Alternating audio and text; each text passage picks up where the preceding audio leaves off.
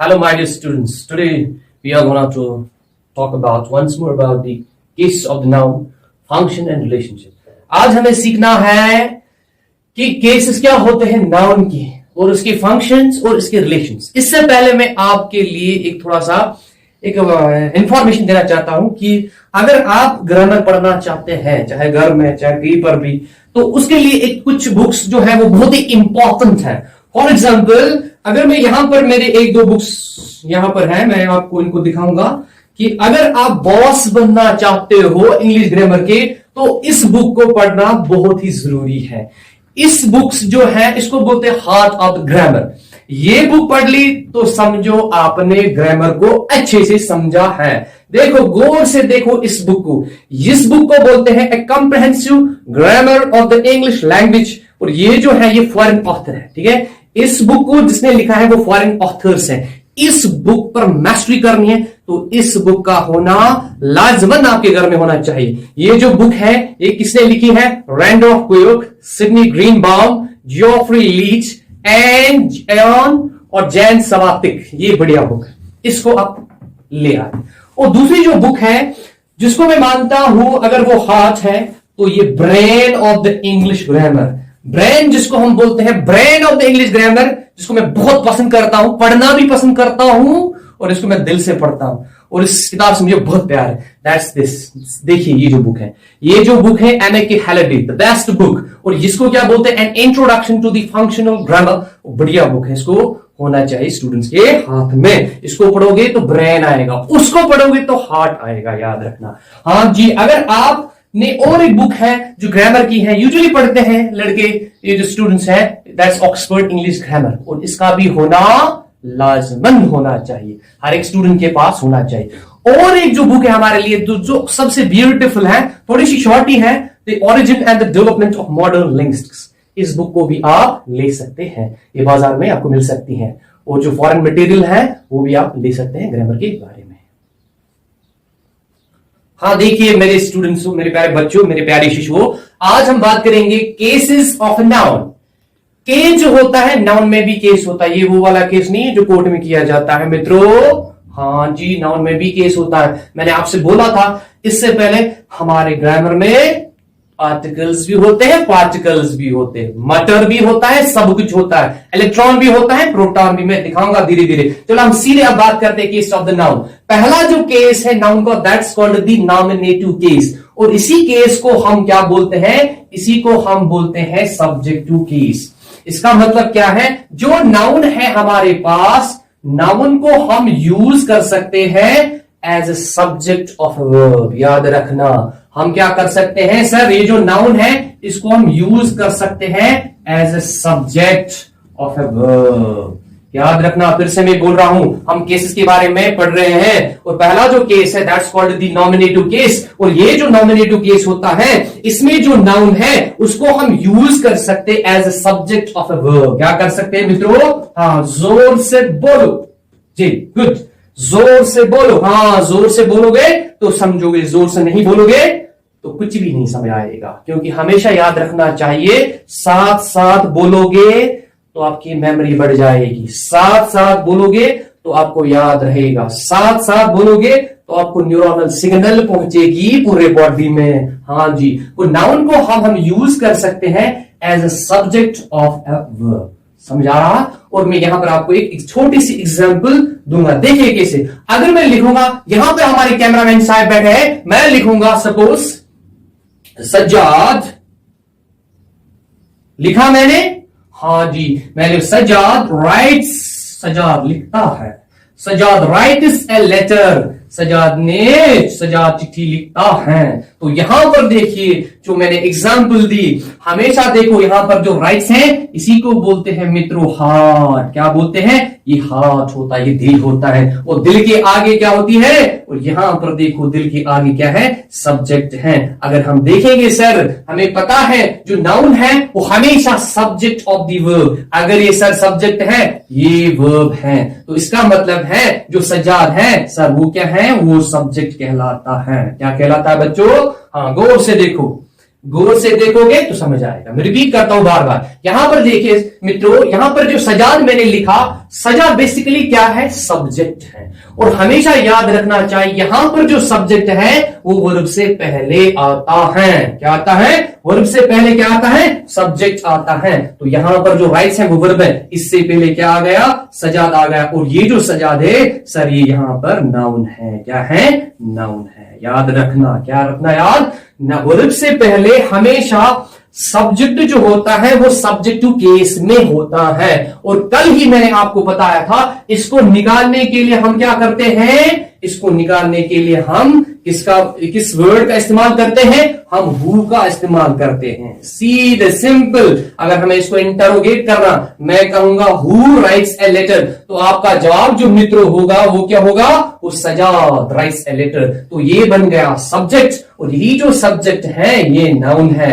हमें देखना है ये नाउन कहां कहां पर आता है, और जब हम अच्छे से सीखेंगे उसी को हम बोलते हैं केसेस ऑफ नाउन। अब देखिए, गौर से देखिए, दिल से देखिए, यहां पर मैंने लिखा सजाद। जो सजाद है ये क्या करता है? ये काम करता है, तो इसको बोलते काम करने वाला, और इसी को हम बोलते हैं डूअर। क्या बोलते हैं? यहां पर ये डूअर है, ये डूअर ऑफ एन एक्शन है, ये काम करता है, ये सब्जेक्ट कहलाता है। और देखिए ये जो वर्ब है राइट्स, राइट्स मतलब होता है लिखने का काम, इसका मतलब होता है एक्शन। और यही जो एक्शन है मित्रों, देखिए तो जब ये लिखता है तो इस पर इंपैक्ट पड़ता है लेटर पर। तो ये जो है जो और जिस पर इंपैक्ट पड़ता है उसी को क्या बोलते हैं? उसी को बोलते हैं मित्रों, उसको बोलते हैं ऑब्जेक्ट। क्या बोलते हैं? ऑब्जेक्ट। क्या बोलते हैं? ऑब्जेक्ट। तो ऑब्जेक्ट क्या होता है? सर यहां पर जो ऑब्जेक्ट है, पहले तो ये क्या है? ये है रिसीवर ऑफ एन एक्शन। ये रिसीव करता है। क्या करता है? Receiver of an action. Receiver of an action ये क्या करता है सर? ये एक्शन को रिसीव करता है, या हम बोलेंगे इस पर इफेक्ट पड़ता है एक्शन का। राइट्स लिखने वाला कौन है? सजाद है। ये क्या लिख रहा है? चिट्ठी लिख रहा है। तो ये बन गया ऑब्जेक्ट। क्या बन गया? इसी केस में अगर आप गौर से देखोगे तो दूसरा केस भी इसी में छुपा हुआ है, उसी को बोलते हैं मित्रों, हाँ बोलिए, इसी को बोलते हैं ऑब्जेक्टिव केस। तो यहां पर ये जो है लेटर है, इसको बोलते हैं हम ऑब्जेक्टिव केस। इसका ऑब्जेक्टिव केस है? ये नाउन का ऑब्जेक्टिव केस है। ठीक है। अब बोलेंगे सर जी ये कैसे ऑब्जेक्टिव केस है? मैं बोलूंगा वर्ब के बाद में जो भी हम यूज करते हैं उसी को बोलते हैं ऑब्जेक्टिव केस। तो यहां पर क्या है? नाउन है। सर आप कैसे बोलेंगे ये नाउन है? मैं कहूंगा सजाद राइट्स व्हाट। सजाद क्या लिख रहा है, या सजाद ने क्या लिखा, या सजाद क्या लिखता है। तो व्हाट से मैं इसको इंट्रोगेट करूंगा, इंट्रोगेशन करूंगा, तो आपका जवाब आएगा सजाद क्या लिखता है? सजाद चिट्ठी लिखता है। क्या लिखता है? वो चिट्ठी लिखता है। तो यही जो चिट्ठी है मित्रों ये है नाउन। मगर ये यहां पर याद रखना चाहिए, इसको हमने कहां पर यूज किया? इसको हमने ऑब्जेक्ट, वर्ब के बाद ही ऑब्जेक्ट आता है। समझ आ रहा है? तो यहां पर मैंने आपको दूसरा बोला ऑब्जेक्टिव केस बी। क्या बोला? Objective case B. ऑब्जेक्टिव। हाँ देखिए यहां पर देखिए, अब मसला है कि अगर ऑब्जेक्ट है तो ये जो ऑब्जेक्टिव केस है तो वहां पर एक छोटा सा जो कंसेप्ट आता है वो आता है ट्रांजिटिव वर्ब। क्या है? Transitive verb. क्योंकि हमारे पास जो वर्ब होती है वो बहुत तरह की होती है, मगर यहां पर जो मैं कॉन्सेप्ट आपको सिखाने जा रहा हूं वो है ट्रांजिटिव वर्ब। क्योंकि यही जो ट्रांजिटिव वर्ब है यही बाद में लेता है ऑब्जेक्ट। क्या लेता है? ऑब्जेक्ट। याद रखना। और ये ऑब्जेक्ट कितने होते हैं ये हम अभी बताएंगे। यहां पर मैंने लिखा, जरा गौर से देखो गौर से मैंने क्या यहां पर लिखा? She gave me a flower. She gave me a flower. यहां पर क्या है मित्रों? शी। Very good. यहां पर क्या है? गेव। हाँ यहां पर क्या है? Me what is a flower? एक फ्लावर दे दिया। What it? उसने मुझे एक फ्लावर दे दिया। ठीक है। तो यहां पर जो शी है this is called the subject. ठीक है। हाँ ये क्यों सब्जेक्ट है? क्योंकि यही तो जोर है, ये देने का काम कर रही है, इसीलिए मित्रों इसको बोलते हैं हम सब्जेक्ट। समझ आ रहा? Very good. तो यहां पर जो वर्ब है, देने का जो काम हो रहा है वो second form of the verb, इसको बोलते हैं second form of the verb. अगर ये याद ना रहा तो क्या रहा? तो पास्ट फॉर्म इसको बोलते हैं। क्या बोलते हैं? Past indefinite form. या सीधे बोलेंगे ये सर पास्ट फॉर्म है। ठीक है। सब्जेक्ट भी आ गया, वर्ब भी आ गया। अब क्या है, अब आ गया है, अब यहां पर मी है तो ये क्या कहलाएगा, ये भी ऑब्जेक्ट है। ठीक है, अगर ये ऑब्जेक्ट है तो ये क्या है मित्रों, ये भी ऑब्जेक्ट हो। ठीक है, तो इस पहले वाले ऑब्जेक्ट को हम बोलेंगे ऑब्जेक्ट 1 और इसको बोलेंगे ऑब्जेक्ट 2। क्या बोलेंगे, ऑब्जेक्ट 2। इसका मतलब ये है सर, आपने हमें सिखाना है ट्रांजिटिव वर्ब। ट्रांजिटिव वर्ब का मतलब क्या है, ये ऑब्जेक्ट कैसे लेती है। देखिए जी, यहां पर जो वर्ब है, वर्ब के बाद में आपको मी आता है, इसका मतलब ये एक ऑब्जेक्ट है। और इसी गेव के बाद यहां पर ऑब्जेक्ट जो फर्स्ट है उसके बाद दूसरा ऑब्जेक्ट आता है तो ये दूसरा ऑब्जेक्ट बन गया। इसका मतलब है सर, ये जो वर्ब है ये ट्रांजिटिव वर्ब है। ट्रांजिटिव वो वर्ब होती है जिसके बाद में ऑब्जेक्ट आता है। सर यहां पर कौन सा ऑब्जेक्ट आ गया, मी ऑब्जेक्ट आ गया। उसने, फॉर एग्जाम्पल मैं ये कलम लूंगा, यहां पर एक नारी बैठी है, उसने मुझे कलम दिया, उसने मुझे कलम दिया। गॉट इट, उसने मुझे क्या दिया, कलम दिया, या उसने मुझे क्या दिया, एक फ्लावर दे दिया। तो यहां पर जो है ये ऑब्जेक्ट मी है, तो एक ऑब्जेक्ट आ गया, फ्लावर है, दूसरा ऑब्जेक्ट आ गया। अब मसला है, तो ये जो वर्ब है ये ट्रांजिटिव वर्ब कहलाती है।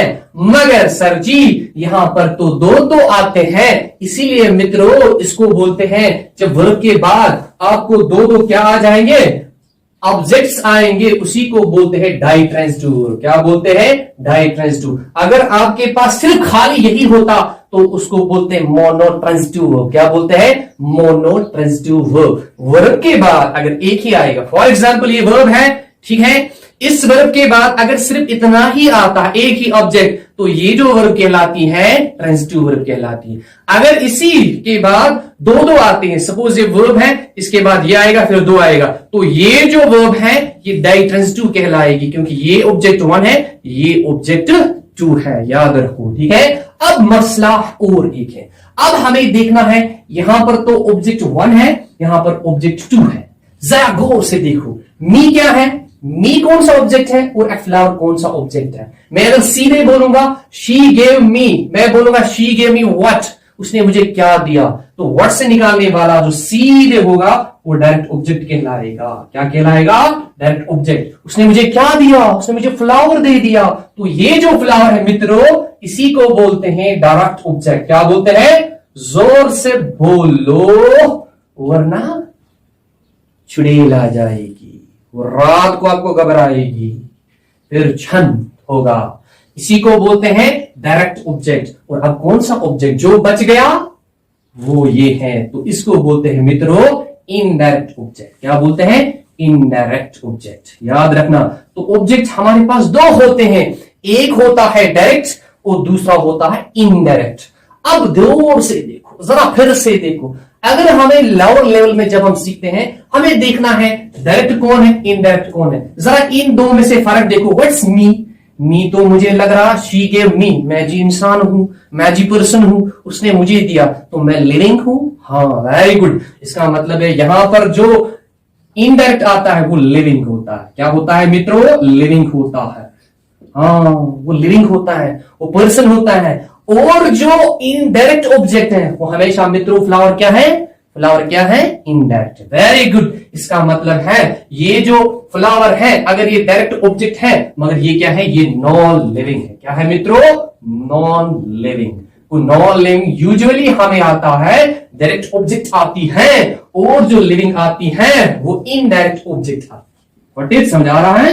हाँ फिर से देखिए, हाँ जी मित्रों, अभी जो हम सिखा रहे हैं वो केसेस सिखा रहे हैं। केसेस में एक कॉन्सेप्ट आ गया ऑब्जेक्ट, इसके बाद हमें सीखना है डेटिव केस, इसके बाद पॉजिटिव केस, इसके बाद वोकेटिव केस, इसके बाद नाउन इन ऑपोजिशन, इसके बाद नाउन इन कॉम्प्लीमेंट। सारा हम धीरे धीरे सिखाएंगे। पहला ये लेक्चर, उसके बाद में हम दूसरा टॉपिक उठाने वाले हैं। बाकी वसल्लम।